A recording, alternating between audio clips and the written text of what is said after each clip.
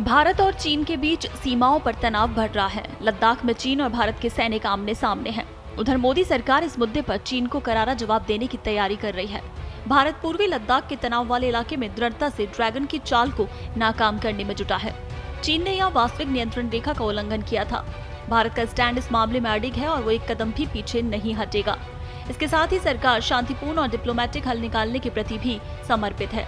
भारत चीन के अनसुलझे सीमा विवाद की पृष्ठभूमि में लद्दाख में चीन की करतूत सामने आई थी।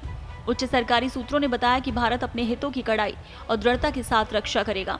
इस विवाद के शांतिपूर्ण हल के लिए सभी चैनलों के जरिए पर्याप्त संसाधनों का इस्तेमाल किया जाएगा।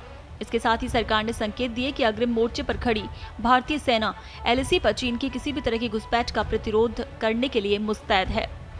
यही नहीं, बॉर्डर इंफ्रास्ट्रक्चर निर्माण गतिविधियां भी भारत जल्द शुरू करने जा रहा है, जो कि कोरोना वायरस की वजह से ठप पड़ी थी। एक सूत्र ने बताया, इसके साथ ही चीन के साथ इस हिमालयी क्षेत्र में गतिरोध खत्म करने के लिए खुला और लचीला रुख अपनाया जाएगा। बताया कि भारत ने हमेशा वास्तविक नियंत्रण रेखा का पालन किया है, लेकिन चीन वक्त वक्त पर अनसुलझी सीमा को लांघता रहा है। सरकार को नहीं पता कि उनका उद्देश्य क्या है। सूत्रों के मुताबिक पूर्वी लद्दाख में सभी गतिविधियां और बॉर्डर पेट्रोल LAC के अपने इलाके में चल रहा है। इसके बावजूद चीन की तरफ से भारत की गश्त में बाधा खड़ी की जाती है। एक सूत्र ने बताया कि दोनों पक्ष लद्दाख से लेकर बीजिंग तक मुद्दे को राजनयिक स्तर पर सुलझाने में लगे हैं, लेकिन अगर बात अपने इलाके की रक्षा की आती है तो कोई भी समझौता नहीं किया जाएगा। इससे पहले साउथ ब्लॉक में रक्षा मंत्री राजनाथ सिंह और राष्ट्रीय सुरक्षा सलाहकार अजीत डोभाल ने बदलते हालात पर मंथन किया। भारत ने साफ किया कि LAC को बदलने की किसी भी एक तरफा कदम की वो बिल्कुल इजाजत नहीं देगा। भारत अब इस विवाद को सुलझाने के लिए राजनीतिक और राजनयिक दखल की तरफ सक्रियता से देख रहा है। चुशलू मालदो और दौलत बेग ओल्डी में मेजर जनरल और ब्रिगेडियर लेवल की मध्यस्थता के कई दौर के बावजूद अब तक इस विवाद का हल नहीं निकल पाया। TWD और बॉर्डर पर्सनल मीटिंग में भी तकरार का रास्ता नहीं निकल सका। भारत चीन की PLA के सैनिकों की गतिविधि और किलेबंदी पर 4-5 विवादित साइट्स की पैनी निगरानी कर रहा है। ये उत्तरी पैंगोंग सो झील, देमचोक और गलवान वैली के इलाके में है। यहाँ सैटेलाइट तस्वीरों, एयरक्राफ्ट और ड्रोन से नजर रखी जा रही है। हालात गंभीर हैं, लेकिन चिंताजनक नहीं है। भारतीय सेना का रुख साफ है कि वो PLA के सैनिकों को एक तरफा कार्रवाई की इजाजत नहीं देगा। उन्होंने कहा कि इंडियन आर्मी फॉरवर्ड पोजीशन से इंच भर भी पीछे नहीं हटेगी।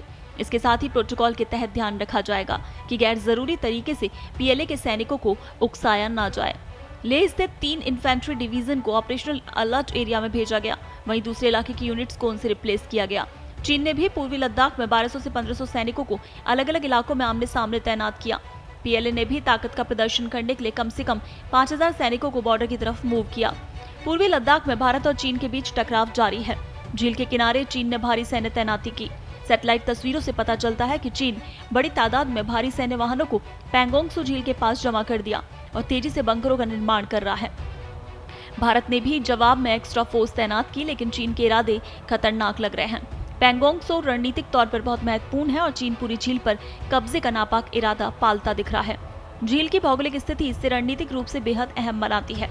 ये चुशल अप्रोच के रास्ते में पड़ता है। एक्सपर्ट्स के मुताबिक चीन अगर भविष्य में कभी भारतीय क्षेत्र पर हमले की हिमाकत करता है तो चुशल अप्रोच का इस्तेमाल करेगा, क्योंकि इसका रणनीतिक महत्व है। 134 किलोमीटर लंबी ये झील 604 किलोमीटर के दायरे में फैली है। इसके 89 किलोमीटर यानी करीब 2/3 हिस्से पर चीन का नियंत्रण है। झील के 45 किलोमीटर पश्चिमी हिस्से यानी करीब 1/3 हिस्से पर भारत का नियंत्रण है।